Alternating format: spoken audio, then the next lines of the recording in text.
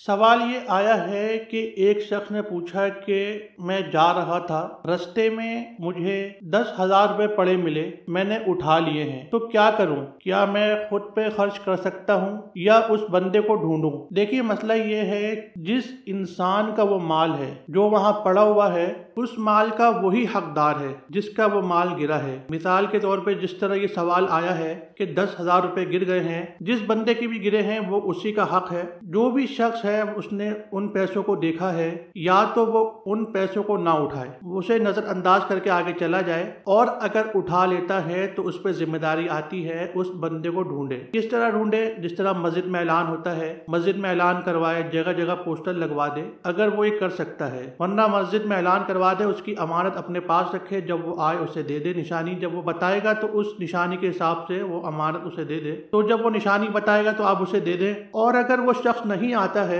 यानी उस तक ये पैगाम नहीं पहुंचता है या किसी वजह से नहीं आ पाता है, तो वो माल आपको सदका करना होगा, क्योंकि वो सदका है उसकी तरफ से। वो माल आपको सदका करना होगा, चाहे वो 1 रुपया हो, चाहे वो 10,000 रुपए हो, चाहे कोई सोने का सेट गिरा हुआ हो, कितने ही पैसे क्यों ना हो, या तो आप उसे अपने पास रखें इस नियत से कि जब वो आएगा तो मैं उसे दे दूंगा, और अगर वो नहीं आता है तो फिर आप उसे सदका करें। एक टाइम पीरियड तक रखें, अगर नहीं आता है तो उस टाइम पीरियड के बाद उसको सदका कर दें उसके नाम से।